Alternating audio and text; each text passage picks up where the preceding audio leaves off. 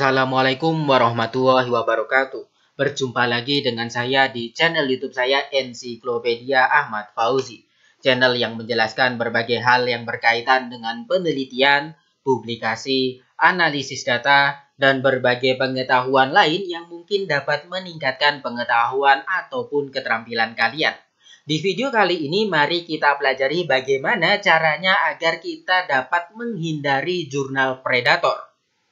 Sebetulnya kalau kita pelajari dunia ilmiah dan dunia publikasi, kita tahu ya ada website yang menyediakan list jurnal predator. Website atau link tersebut dikelola oleh Jeffrey Beall. Namun, yang perlu kita ketahui, list ini tidak diupdate sejak tahun 2017. Mungkin ada alasan tertentu sehingga Jeffrey Beall tidak bisa mengupdate list-list tersebut.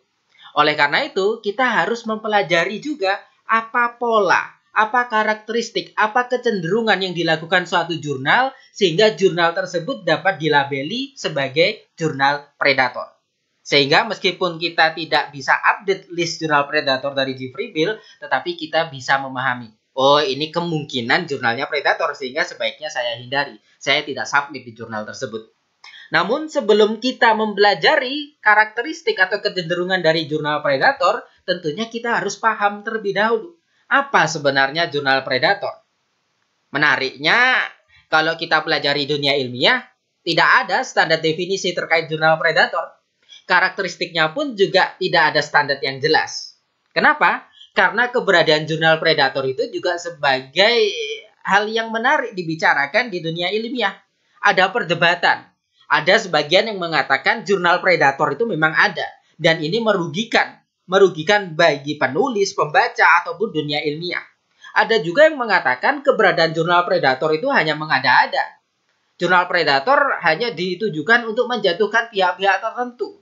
Jurnal predator hanya berdasarkan opini-opini yang kurang kuat. Nah, meskipun ada dua kubu, namun kita sebagai peneliti atau sebagai penulis, sebaiknya kita juga paham. Ada beberapa jurnal yang memiliki kecenderungan tertentu sehingga dapat dikatakan sebagai jurnal yang mungkin predator dan mungkin sebaiknya kita hindari.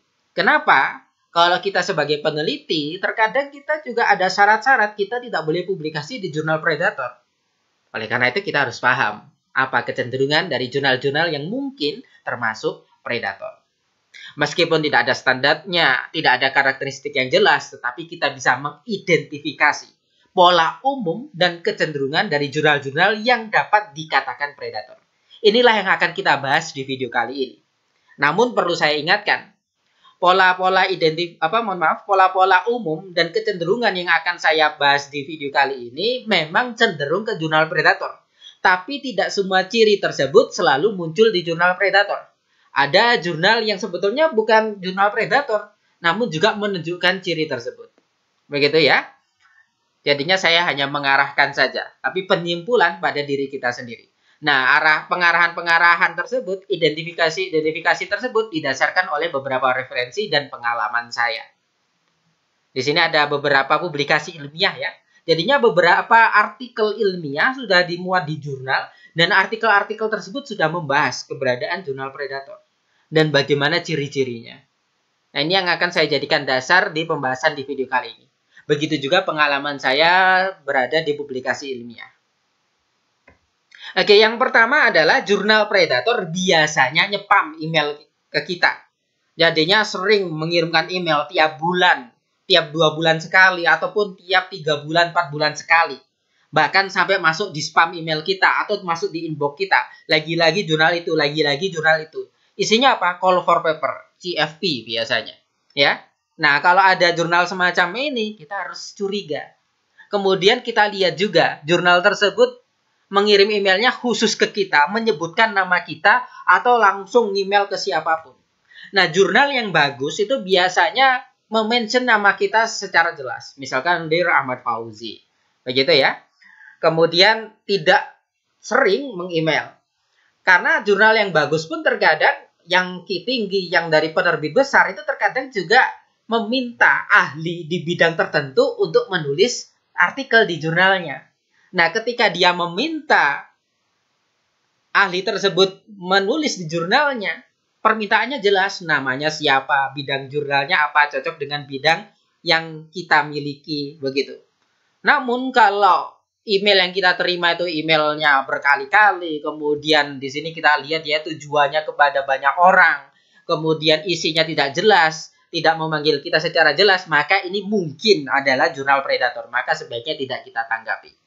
Kemudian kecenderungannya adalah email yang digunakan adalah email gratis, bukan email profesional, bukan email yang kemudian nama jurnalnya atau nama publishernya. Misalkan @gmail.com, @yahoo.com. Memang ada sebagian jurnal yang profesional tetap menggunakan Gmail dan Yahoo. Namun kebanyakan jurnal predator atau hampir semua jurnal predator domainnya atau emailnya itu menggunakan email gratis. Jadinya sebaiknya kita hindari saja. Kemudian, jurnal-jurnal ini biasanya menjanjikan publikasi secara cepat, kemudian laju penerimaan naskahnya tinggi, dan proses reviewnya tidak ada, atau mungkin ada tetapi hanya sebagai formalitas saja. Misalkan ini ya, submission deadline-nya jadinya deadline pengajuan naskahnya tanggal 10 Juli. Kemudian notifikasinya hanya 2-3 hari, jadinya setelah kita kirim naskah 2-3 hari selanjutnya ada pengumuman diterima atau tidak. Setelah itu langsung 2 hari selanjutnya dibayar lalu dipublish di minggu itu juga 2-3 hari setelah kita membayar biaya publikasi. Nah, kecenderungan ini menunjukkan bahwasanya jurnal tersebut tidak secara baik, secara teliti mereview ataupun bahkan tidak mereview sama sekali naskah yang masuk. Begitu ya. Jadinya jurnalnya mengobrol janji publikasi cepat, laju penerimaan tinggi, kemudian kita lihat reviewnya tidak jelas. Maka ini biasanya pada umumnya adalah jurnal predator. Selanjutnya adalah jurnal tersebut open access namun biayanya murah. Biasanya $50, $100, ataupun mungkin sebagian $150. Ya, dia open access. Kalau jurnal-jurnal bagus itu open access itu biasanya mahal. Ya, jadinya kalau kita pelajari jurnal itu secara umum ada open access dan non-open access. Jurnal non-open access, ya non-open access, itu pembaca tidak bisa download secara gratis. Namun author biasanya submitnya gratis. Sebaliknya, jurnal open access, pembaca bebas download, tetapi author harus membayar biaya publikasi.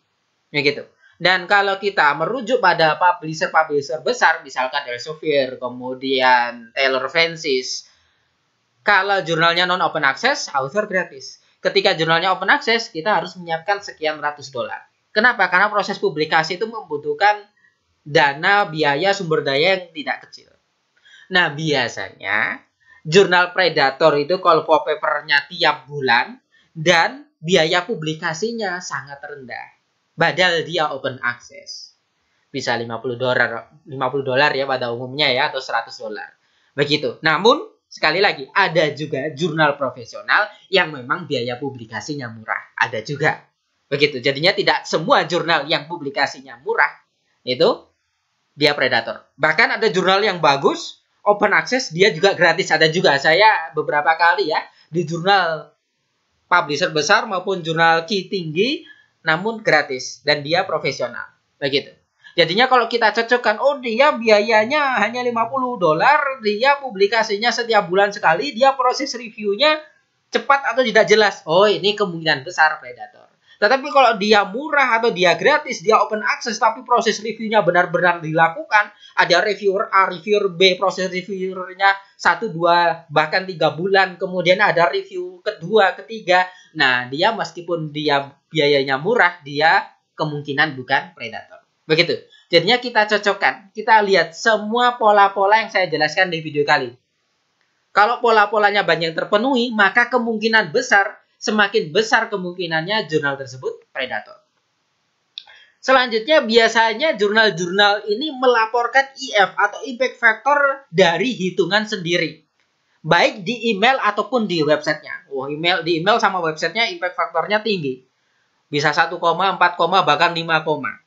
Padahal kalau kita mendalami publikasi ilmiah, sebetulnya istilah impact factor ini lebih mengarah kepada perhitungan yang dilakukan oleh GCR. GCR itu miliknya Clarivate, Web of Science. Ya, kalau kita belajar publikasi ilmiah, itu kan ada pengindeks Scopus, ada Web of Science. Ini pengindeks bereputasi tinggi nih, yang paling banyak digunakan oleh negara-negara di dunia. Nah, Web of Science Clarivate itu punya hitungan impact factor yang melaporkan itu GCR. Nah, biasanya jurnal-jurnal predator itu menghitung sendiri impact faktornya dan dia tidak terindeks oleh Web of Science, tidak terindeks oleh GCR atau Clarivate.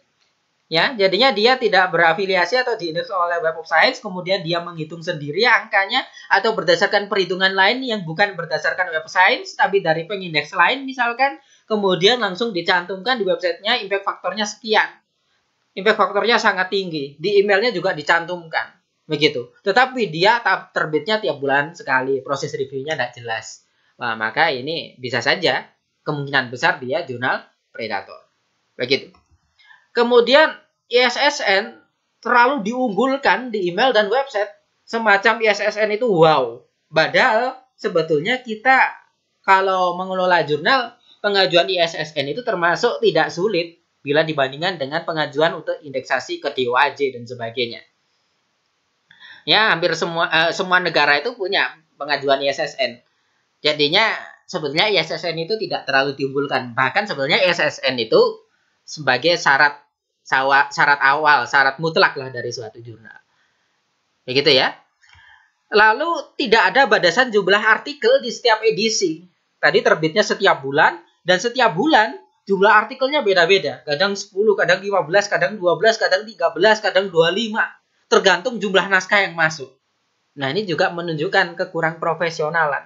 Dan menunjukkan kecenderungan dia hanya bertujuan untuk mengumpulkan uang dari author. Uangnya memang cuma $50 misalkan satu naskah. Tetapi bayangkan dikali 12, karena dia 12 edisi, setiap bulan terbit, dan setiap edisi bisa sampai 20, 30, atau 15. Begitu. Jadinya bukan jumlah terbitan tiap edisi bukan didasarkan jumlah kualitas. Bukan berdasarkan kualitas naskah yang masuk, tapi berdasarkan banyaknya naskah yang masuk. Kenapa? Karena tadi proses reviewnya hanya 2-3 hari. Begitu. Kemudian karena proses reviewnya kurang bagus, maka kualitas artikelnya juga kurang baik. Sehingga kalau kita mau submit ke jurnal tertentu, kalau jurnalnya mencurigakan, kita coba download beberapa artikelnya. Metodenya bagus apa tidak? Kebaruannya jelas atau tidak? Kemudian cara penulisannya bagus atau tidak? Datanya menarik atau tidak? Kalau tidak menarik, metodenya tidak jelas, kebaruan atau novelty-nya tidak muncul, maka kecenderungannya dia termasuk jurnal predator. Selain kualitasnya juga kurang jelas, bahasanya pun juga kurang bagus. Di sini bahasa di website maupun di artikel. Banyak grammatical error, banyak tenses yang digunakan tidak tepat, banyak kesalahan atau typo. Nah, ini juga menunjukkan kecenderungan dia predator dan kurang profesional. Begitu ya. Dan terakhir, seperti yang saya singgung di akhir, kita juga bisa mengecek nama jurnal tersebut di B-list. Ya, bisa nanti dicek di Google. Langsung aja B-list. Maka nanti kita diarahkan ke webnya si B-list ini. Namun seperti yang saya ingatkan tadi, list ini sudah tidak update sejak tahun 2017. Nah, ini alasannya kita tidak ketahui. Apakah ada alasan politik, ekonomi, dan sebagainya.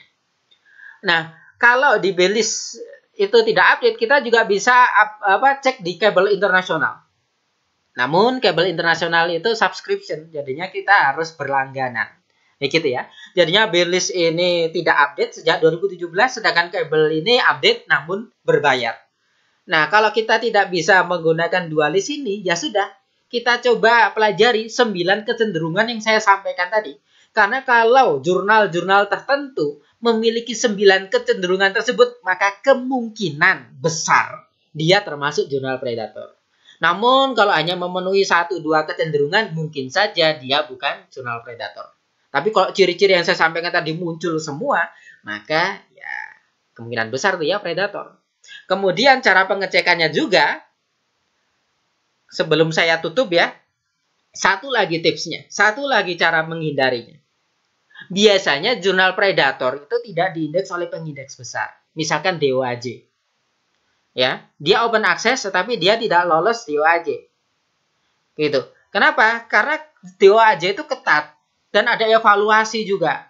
Jadinya tidak semua jurnal bisa diindeks oleh DOAJ. DOAJ itu Directory of Open Access Journal, ya.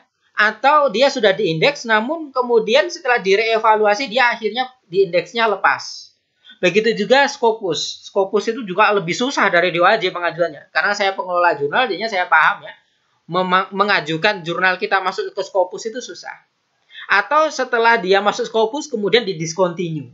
Maka kemungkinan bisa saja dia karena kemudian berubah menjadi predator atau dia sebenarnya predator. Begitu. Namun ada juga jurnal predator yang diindeks DOAJ maupun Scopus. Bisa saja seperti itu. Kenapa? Karena semua yang di dunia ini tidak sempurna. Scopus itu bagus. Bahkan dia termasuk pengindeks yang lebih bagus daripada pengindeks lain. Begitu. Namun tentu saja tidak sempurna. Ada kelemahan-kelemahan, ada kekurangan-kekurangan.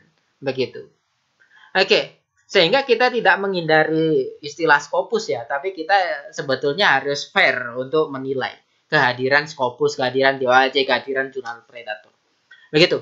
Itu penjelasan saya terkait bagaimana caranya menghindari kita terjebak dari jurnal predator. Kecenderungan-kecenderungan yang saya jelaskan tadi bisa menjadi alternatif kita, bisa menjadi dasar kita menentukan apakah jurnal ini perlu kita hindari atau tidak.